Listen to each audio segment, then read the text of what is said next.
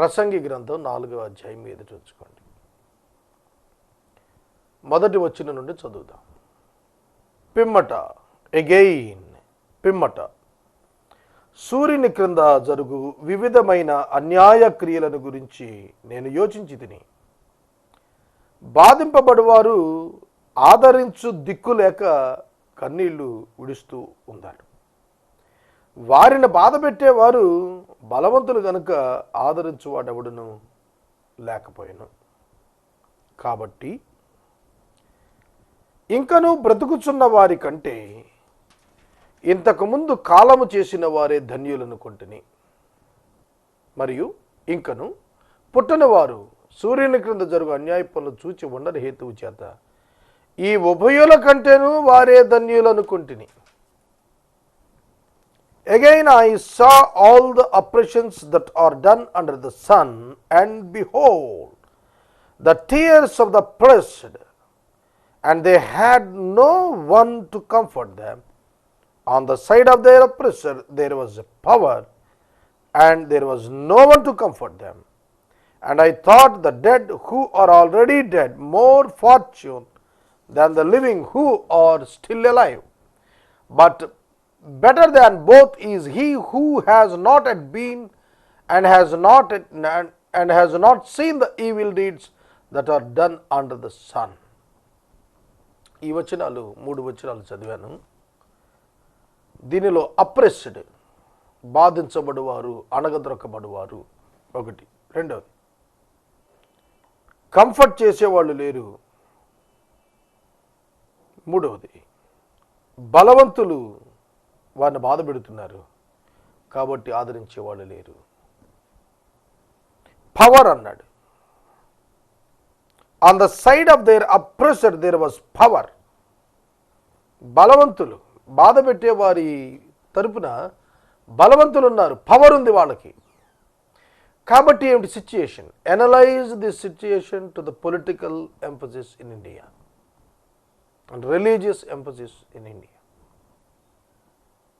and the different discrimination and sexual discrimination in India. మనం ఆలోచన చేస్తే ఇప్పటి అనేక పరిస్థితులు ఈ 3 వచనాల కిందకు వస్తాయి. పొలిటికల్ అప్రెషన్, రాజకీయంగా కొందరిని దారుణంగా బలహీనులను అణిచివేస్తారు, ఎందుకంటే they had the political power. అదొక రకం. 2 రిలీజియస్గా మైనారిటీని మెజారిటీ వాళ్ళు అప్రెస్ చేస్తారు because they had the number power. పురుషులు స్త్రీలను అప్రెస్ చేస్తున్నారు, బలహీనులను, ఎందుకంటే వారికి పురుషాధిక్యత ఉంది. అలాగే చిన్నపిల్లలను పెద్దలు అప్రెస్ చేసేస్తున్నారు, ఎందుకంటే వారికి బలం ఉంది కనుక. ఇలాంటి సిచ్యుయేషన్స్ చూస్తున్నప్పుడు సొలొమోన్ చెబుతున్నారు, మనకంటే ముందుగా చనిపోయిన వారు ఉన్నారే, వాళ్ళే నయం, వాళ్ళే సంతోషంగా ఉంటారు, వాళ్ళకి బాధ లేదు. అప్రెసర్ ఎవరైతే అణగదొక్కేస్తారో ఆ భయం వాళ్ళకి లేదు. వాళ్ళకంటే ధన్యులు ఎవరంటే ఇంకా భూమి మీదకి రానివారు, తల్లి గర్భంలో పడి భూమి మీదకి రాకుండా ఉన్నారే నెక్స్ట్ జనరేషన్, రాబోతున్నటువంటి నూతన జనరేషన్ తరము వారు, పుట్టబోవు తరం వారు ఇంకా గొప్పవారు అన్నాడు. ఎందుకంటే అసలు వాళ్ళు ఏ చెడు చూడలేదు. మనకంటే ముందు చనిపోయిన వారు ఎంతో కొంత చెడు చూశారు, బాధపడ్డారు, బాధించబడ్డారు, చనిపోయారు. బ్రతికి ఉన్నవాడి పరిస్థితి ఏమిటి? అది ఇక్కడ ప్రశ్న. ఈ దినం నేను చాలా అద్భుతమైన సమయాన్ని కొద్దిమంది క్రైస్తవేతర మిత్రులతో గడిపాను. ఈ లోకంలో ఉన్న అనేక అంశాలు చర్చకు వచ్చాయి. విదేశాలకు వెళుతున్న వారిని గురించి, భారతదేశంలో ఉన్నటువంటి ఆర్థిక పరిస్థితులను బట్టి, వ్యవస్థలను గురించి, మనుషుల యొక్క అలవాట్లను గురించి, పొలిటికల్ సిచ్యుయేషన్స్ని గురించి చాలా ఓపెన్గా మాట్లాడుకున్నాను. ఆ మాటలలో నాకు అర్థమైంది ఏమిటంటే, మనం అనేక పర్యాయాలు మన అవగాహన కరెక్ట్ అనుకుంటాం, కానీ మార్చుకోవాల్సిన అభిప్రాయాలు ఉంటాయి లోకంలో అనేది నేను తెలుసుకోగలిగాను. లోకపరమైన ఆలోచనలను బట్టి అనేక విషయాలు మనకు వింతగా అనిపిస్తాయి, కానీ స్క్రిప్చురల్గా, స్పిరిచువల్గా ఆలోచించినప్పుడే వాటి యొక్క నిజమైన అర్థాలు గోచరమవుతుంటాయి. కానీ ఈ లోకం దేవుంది కాదు, అపవాదిది. కనుక వాడి ఇచ్చే నెరవేరుతోంది లోకంలో. అందుకనే ఇక్కడ సొలొమోను చెబుతున్నారు, అన్యాయ క్రియలను గూర్చి నేను యోచించాను. బలహీనుడిని బలవంతుడు ఏం చేస్తున్నాడు? అణగదొక్కేస్తున్నాడు. ఒక బలవంతుడు ఒక బలహీనుడిని అణగదొక్కేస్తుంటే బలహీనుడు కన్నీళ్లు గారుస్తున్నాడు. ఆదరించేవాడు లేకపోతున్నాడు. ఎందుకంటే బలవంతుడు కదా అవతల ఉంది, అందుకని ఆదరించేవాడు కూడా ఉండటం లేదు. ఇది ఇటువంటి సిచ్యుయేషన్ ఇవాళ సొసైటీలో కనపడుతోంది. అందుకని అన్నాడు, చచ్చిపోవటమే మేలు అని అనిపిస్తోంది నాకు, చనిపోయిన వారే మేలు పొందారు. అంటే భూమి మీద బలవంతుల చేత అనగద్రొక్కబట్టడం కంటే కూడా చచ్చిపోయిన వారిగా ఉన్న వాళ్ళే మంచిగా ఉన్నారనిపిస్తోంది అన్నప్పుడు ఎంత ఈ లోకంలో ఎటువంటి పరిస్థితి ఉందో ఒకసారి ఆలోచించండి. 3000 సంవత్సరాల క్రితం ఒక మహాచక్రవర్తి యొక్క మాటలు ఇవి. Then what about today and its situations? ఇవాళ ఏమిటి, ఇవాళ పరిస్థితులు ఏమిటి? కనుక సొలొమోను చెప్పినది ఈనాడు ఉన్నదే కాదు, ఒకప్పుడు కూడా ఉంది. బలాఢ్యులు బలహీనులను అణగదొక్కటం అనేది ఒకప్పుడు ఉంది. దేవుని నామానికి స్తోత్రం. Now we are in democratic country, ప్రజాస్వామ్య దేశంలో ఉన్నాం, గణతంత్ర దేశంలో ఉన్నాం, సెక్యులర్ స్టేట్లో ఉన్నాం.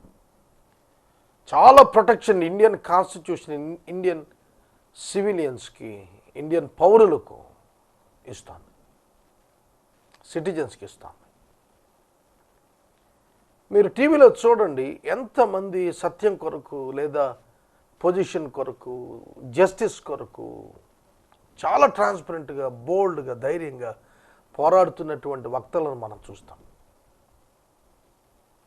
సోదరుడా, సోదరి, సొలొమోను యొక్క ఆలోచన ఒక్కసారి మీరు పరిశీలించండి. ఒక చక్రవర్తికే ఇలా అనిపిస్తే ఈనాటి పరిస్థితులను బట్టి ఎవరేమనుకోవాలి? 4వ వచనం, మరియు కష్టమంతయు నేర్పుతో కూడిన పనులన్నీయు నరుల రోష కారణాలని నాకు కనబడిన, ఇదియు వ్యర్థముగా ఒకడు గాలిని పట్టుకున్నట్టుగా చేయి ప్రయత్నం వలె ఉన్నది. Then I saw that all toil and the skill in work come from a man's envy of his neighbor. This also is vanity and a striving after wind. నరుని కష్టమంతా, నేర్పుతో కూడిన పనంతా కూడా రోష కారణాలుగా కనిపిస్తోంది. అది తలుచుకుంటే అది కూడా వృధాగా అనిపిస్తుంది. నువ్వు ఎంత కష్టపడతావో, నీవు ఎంతగా నేర్పు స్కిల్ కలిగి ఉంటావో అంతగా నువ్వు ఇతరుల చేత తృణీకరించబడే ప్రమాదం ఉంది. నరులకు రోష కారణాలుగా కనబడుతున్నాయి. ఒకని యొక్క కష్టం, ఒకని యొక్క నేర్పు మరొకడికి రోష కారణంగా కనిపిస్తుంది. అనేబుల్ టు బేర్, వారిని భరించలేకపోతున్నారు, వారిని సహించలేకపోతున్నారు, వారిని అప్రిషియేట్ చేయలేకపోతున్నారు. అది కూడా నాకు వ్యర్థంగానే అనిపిస్తోంది.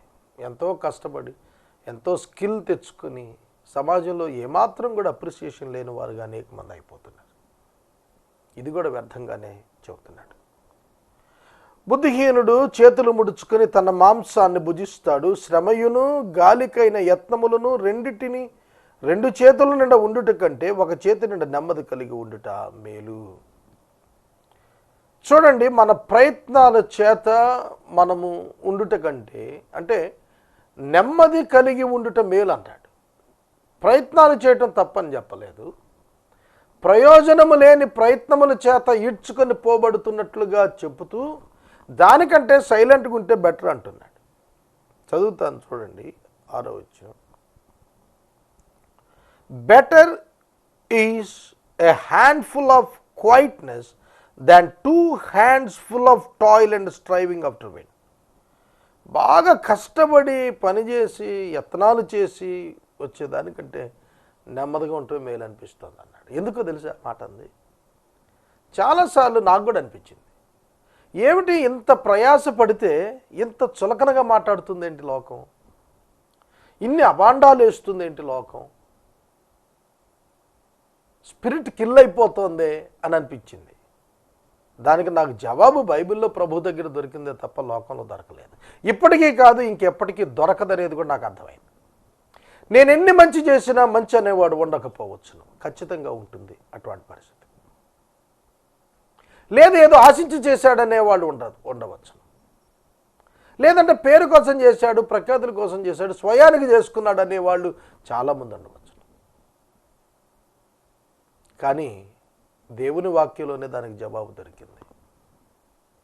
Hour toil and our sacrifice, మన యొక్క శ్రమ, మన యొక్క అద్భుతమైనటువంటి పనితీరు, పనితనము దేవుని చేతనే గుర్తించబడుతుంది తప్ప మనుషుల చేత గుర్తించబడదు చాలా సందర్భాల్లో. దాన్ని బట్టి మనం వ్యర్థమైనదిగా మన జీవితాన్ని ఉంచుకోవటానికి వీల్లేదు. నేను ఆలోచించగా వ్యర్థమైనది మరొకటి సూర్యుని కింద నాకు కనబడింది. అదేమిటంటే, ఒంటరిగా ఉన్న ఒకడు కలడు, అతనికి జతగాడు లేడు, కుమారుడు లేడు, సహోదరుడు లేడు, అయినను అతడు ఎడతెక్క కష్టపడతాడు. అతని కన్ను ఐశ్వర్యం చేత తృప్తి పొందదు, అతడు సుఖమనున్నది ఎరుగక ఎవరి నిమిత్తం కష్టపడుతున్నాడని అనుకొనడు. ఇది వ్యర్థమైనది, బహు చింత కలిగించేది. చాలా అద్భుతం. బహు చింత కలిగించేది, అన్హ్యాపీ బిజినెస్. ఎవ్వరు లేరు అనుభవించేవాళ్ళు అతని తరువాత. కానీ అతడు ఎంతో కష్టపడుతూనే ఉంటాడు. ఏమాత్రం కూడా వెనుకంజ వేయకుండా నిత్యం కష్టపడుతూ ఉంటాడు. ఏమిటి దానివల్ల ప్రయోజనం? జతగాడు లేడు, పార్ట్నర్ లేడు, కుమారుడు లేడు, ఫ్రెండ్ లేడు, సహోదరు లేడు, బ్రదర్ లేడు, సన్ లేడు. ఐశ్వర్యము చేత అతని కన్ను తృప్తి చెందటం లేదు. ఎంతో సంపాదిస్తున్నాడు, ఏమిటి ప్రయోజనం దానివల్ల? దానివల్ల ప్రయోజనం? ప్రియమైన దేవుని బిడ్డలారా, వ్యర్థమైపోయింది. అతను ఎందుకు సంపాదిస్తున్నాడు అర్థం కాదు. Purpose of his earning meaningless. ఇది బహుచింత, అన్హ్యాపీ బిజినెస్. కనుక మనం దేనికోసం సంపాదిస్తున్నాం, ఎంత సంపాదిస్తున్నాం, ఎందుకు సంపాదిస్తున్నాం, ఎవరి కొరకు సంపాదిస్తున్నాం, ఈ ప్రత్యేకమైనటువంటిది లేకపోతే కనుక దానివల్ల ప్రయోజనం లేదు. ప్రియమైన దేవుని బిడ్డలారా, మీనింగ్ఫుల్ లైఫ్ గడపాలి, మీనింగ్లెస్ లైఫ్ కాదు. తర్వాత వచ్చి, ఇద్దరు కలిసి పండుకొని ఎడల వారికి వెట్ట కలుగును, ఇద్దరు కష్టము చేత ఉభయులకు మంచి ఫలం కలుగును. కనుక ఒంటిగాడే ఉండుట కంటే ఇద్దరు కూడి ఉండుట మేలు. వారు పడిపోయినా ఒకడు తన తోడువాడిని లేపుతాడు. అయితే ఒంటరిగా పడిపోయిన ఎడల వారికి శ్రమే కలుగుతుంది, వారిని లేవనెత్తేవాడు ఉండడు. ఇద్దరు కలిసి పండుకొని ఎడల వారికి వెట్ట కలుగుతుంది, ఒంటరిగానికి ఎట్లా వెట్ట కలుగుతుంది? ఒంటరియగు ఒకని మీద మరొకడు పడిన ఎడల ఇద్దరూ కూడి వారిని ఎదిరించగలరు. 3 పేటల త్రాడు త్వరగా తెగిపోదు కదా. ఒంటరితనం మానవునికి మంచిది కాదనేది ఆదికాండం 2:17 ప్రభువు చెప్పాడు. నరుడు ఒంటరిగా ఉండటం మంచిది కాదని. అలాగే ఒంటరితనము చేత ఒక మానవుడు గడుపుచూ ఉన్న కొలది, అంటే ఇతర పబ్లిక్తో అసోసియేట్ అవ్వకుండా జీవించాలనుకునేటువంటి వ్యక్తి తన జీవితంలో నష్టపోతాడన్నాడు. మానవుడు సంఘజీవి, సోషల్ యానిమల్. సంఘజీవిగా ఉన్నప్పుడే నీ జీవితానికి మీనింగ్ ఉంటుంది తప్ప ఐసోలేటెడ్గా ఎక్కడికో వెళ్ళి అడవుల్లోనో, కొండల్లోనో, గుహల్లోనో కూర్చుంటానంటే నీ జీవితం వల్ల ఏమిటి ప్రయోజనం? సమాజంలో బ్రతకటమే ఛాలెంజ్ తప్ప అడవిలోకి వెళ్ళి బతకటం అది ఛాలెంజ్ కాదు. అడవిలోకి వెళ్ళిపోయి బతకటం ఏముందండి మనుషులతో సంబంధం లేకుండా. కనుక ఒంటరిగా ఉండటం మంచిది కాదు. తోడున్నట్లయితే మరొకడు ఉంటే, జతగాడు ఉంటే, నువ్వు పడినా వాడు లేపుతాడు, వాడు పడితే నువ్వు లేపవచ్చు. నువ్వు పడిపోవటం ప్రారంభిస్తే నీకు శ్రమే మిగులుతుంది. 3 పేటల తాడు తెగిపోదు అన్నాడు. 3 పేటల త్రాడు తెగిపోదు. ముగ్గురు కలిసి ఉండటం అనేది ఒక బలమైనటువంటి ఇది. ఒకడు పడినా మిగతా ఇద్దరు అతను లేవనెత్తుతారు, ఈజీగా ఉంటుంది. కనుక ఐక్యత యొక్క ప్రాధాన్యత చెబుతూ మానవులకు దేవుని యొక్క తోడును గూర్చిన అవసరతను కూడా జ్ఞాపకం చేశాడని ఇందులో భావించవచ్చు. 3 పేటల తాడు తెగిపోదు అనేది భార్యకు భర్తకు దేవునికి అప్లై చేస్తారు వివాహాల్లో. భార్యాభర్త 2 పేటలే, కానీ 3వ పేట దేవుని వాక్యం కలిసినప్పుడు బలంగా ఉంటుంది, ఆ బంధం తెగిపోందుగా ఉంటుంది. దేవునికి భయభక్తులు కలిగిన భార్యాభర్తలు అన్నిటికీ విడిపోరు. 13వ వచనం. మూఢత్వము చేత బుద్ధి మాటలకి చెవియొగ్గలేని ముసలిరాజు కంటే భేదవాడైన జ్ఞానవంతుడికి చిన్నవాడే శ్రేష్ఠుడు. Better was a poor and wise youth than an old and foolish king who no longer knew how to take advice. సలహా తీసుకోలేని, పని చెయ్యలేని ఒక వృద్ధరాజు కంటే కూడా బుద్ధి కలిగినటువంటి వాడైన, జ్ఞానవంతుడైనటువంటి బీదవాడే శ్రేష్ఠుడు. చెవి ఇవ్వని మూర్ఖపు వృద్ధరాజు కంటే చెవి ఇవ్వగలిగిన ఒక యువకుడు, పేదవాడైన చాలా శ్రేష్ఠుడిగా చెప్పాడు. ఢిల్లీ రాజకీయాలు అవి రుజువు చేశాయి. 2 సంవత్సరాలే ఆమ్ ఆద్మీ పార్టీ, ఆప్ అంటారు కదా, పార్టీ పెట్టి ఇవాళ రిజల్ట్స్ 67 సీట్లు సంపాదించారు 70లో. పేదవాడే, పేపర్లన్నీ రాసే, నా మాట కాదు, సామాన్యుడు ఆర్డినరీ మ్యాన్ అని రాశారు. ఎదుర్కొన్న వాళ్ళు కురువృద్ధులు. అటువంటి పెద్దవారిని ఎదుర్కొన్నాడు అని అంటే ఏమిటి అక్కడ డిసైడ్ చేశారు? పబ్లిక్ ఏం చూశారంటే పేదవాడైన జ్ఞానవంతుని చూశారు. అంతేగాని లాంగివిటీ కానీ, సీనియారిటీ కానీ, పొలిటికల్ ఎస్టాబ్లిష్డ్ పార్టీ అని కానీ చూడలేదు అక్కడ. ఎందుకు కోరుకున్నారంటే ఒక పేదవాడైనప్పటికీ చెవి ఇచ్చేవాడు. ఎప్పుడైనా సరే గుర్తుపెట్టుకోండి, ఒక మనిషిని అంగీకరించాలంటే ఆ మనిషిలో ప్రత్యేకంగా ఉండాల్సిన క్వాలిటీ ఏంటంటే he must be a good listener. చెప్పిన మాట వింటూ ఉండాలి. వినని వాడిని ఎవడు ఎన్నడు అంగీకరించడు, చేర్చుకోడు. కనుక ఇక్కడ నేను చెప్పింది ఎందుకంటే ముసలిరాజు అన్నాడు, పేదవాడైన యువకుడు, పేదవాడైన జ్ఞానవంతుడు, ఒక చిన్నవాడు అంటే youth, young, old and young ఇద్దరి మధ్యలో, established and non established, senior and very sub junior. వీటిలో ఎవరిని సెలెక్ట్ చేసుకుంటారు కామన్ పబ్లిక్ అంటే? ఆర్డినరీ మ్యాన్ అయినప్పటికీ వైజ్ ఫెలోని చూస్తారు, ఇంటగ్రిటీ ఉన్నవాడిని చూస్తారు, పబ్లిక్తో రిలేట్ అవ్వగలిగిన వాడిని చూస్తారు. ఇది ఒక ఉదాహరణగా నేను చెప్పాను. ఇట్లాంటివి అనేక ప్రాంతాలు అనేకం ఉన్నాయి. ఒక ఉదాహరణగా ఢిల్లీ చెప్పవసరం లేదు, స్థానికంగా కూడా అట్లాంటివే ఉంటాయి, ఇతర ప్రాంతాల్లో అలాంటివే ఉన్నాయి. కనుక చేంజ్ తీసుకుని రావటానికి జ్ఞానవంతుడైన, పేదవాడైన, చిన్నవాడినైనా పీపుల్ విల్ యాక్సెప్ట్. అది నా మాట కాదు, సొలొమోన్ మహారాజు గారు చెప్పిన మాట. The great and wise king. ముసలివాడు సొలొమోనే. సొలొమోను ముసలివాడు, సొలొమోను సీనియర్ మ్యాన్. కానీ సొలొమోనుకి వినే శక్తి లేదు ఇప్పుడు. ఎందుకంటే చుట్టూత భార్యలు, అన్యదేవతలు, అన్య విగ్రహాలు.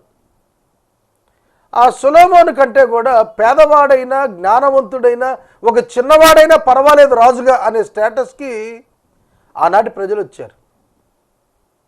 ఆనాటి ప్రజలు వచ్చేసారు. సోదరుడా, సోదరి, అది గ్రహించి రాస్తున్నాడు ఈ మాటలు. సూర్యుని క్రింద అట్టివాడు దేశమందు పేదవాడుగా పుట్టినను పట్టాభిషేకమునందుటకు చెరసాలలో నుండి బయలు వెళ్ళును. సొలొమోను రాస్తున్నాడు, అట్టివాడు, జ్ఞానము గలవాడు, చిన్నవాడు, బుద్ధిమంతుడు అయినటువంటి పేదవాడు అయినటువంటి వాడు చెరలో ఉన్నప్పటికీ కూడా చెర నుండి పట్టాభిషేకం పొందటానికి బయలు వెళ్ళును. ఎట్లా వస్తుంది అంటే God will give him an opportunity to rule the people with his wisdom. అలా అనేక మంది రూలర్స్ వచ్చారు మన దేశంలో. అనేక మంది రూలర్స్ వచ్చారు. అట్లా చిన్న వాళ్ళు, షార్ట్ స్పాన్లో, చక్కటి అనుభవంలో, పబ్లిక్ యాక్సెప్టెన్స్తో. ఇది రాజ్యానికి సంబంధించింది, పరిపాలనకు సంబంధించింది కనుక మాత్రమే ఈ ఉదాహరణ లైవ్లీగా ఉంటుందని నేను ఇక్కడ మీకు ఎక్స్ప్లెయిన్ చేశాను. అంతకంటే వేరే ఉద్దేశం ఏమీ లేదు. అతని ఆధిపత్యం కింద జనులకు లెక్కయే లేదు. ఆయనను తర్వాత రాబోబో వారు వీని యందు ఇష్టపడరు. నిజంగా ఇదియూ వ్యర్థమే, ఒకడు గాలికి ప్రయాసపడినట్లే. చూడండి, పొలిటికల్ సినారియో ఆ రోజున ఎక్స్ప్లెయిన్ చేస్తున్నాడు. ఇలాంటి వాడు కొంతకాలం అయిన తర్వాత మరలా ప్రజలు అతను అంగీకరించకపోవచ్చు. అతని ఆధిపత్యము క్రింది జనులకు లెక్కలోకి రాదు.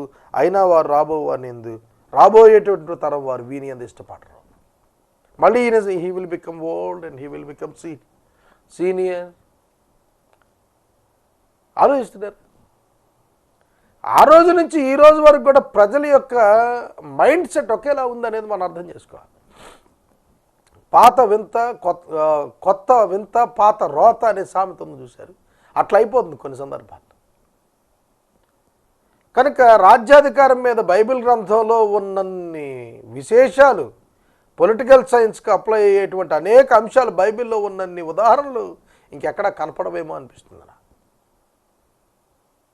పరిపాలకులు ఎట్లుండాలి, ప్రజలు ఎట్లా ఉంటారు, వాళ్ళ నాడి ఎట్లుంటుంది, అందులో గ్రూప్స్ ఎట్లా ఉంటాయి, ఇవన్నీ కూడా బైబిల్లో చాలా చాలా చాలా వివరాలు తెలియజేయబడ్డాయి.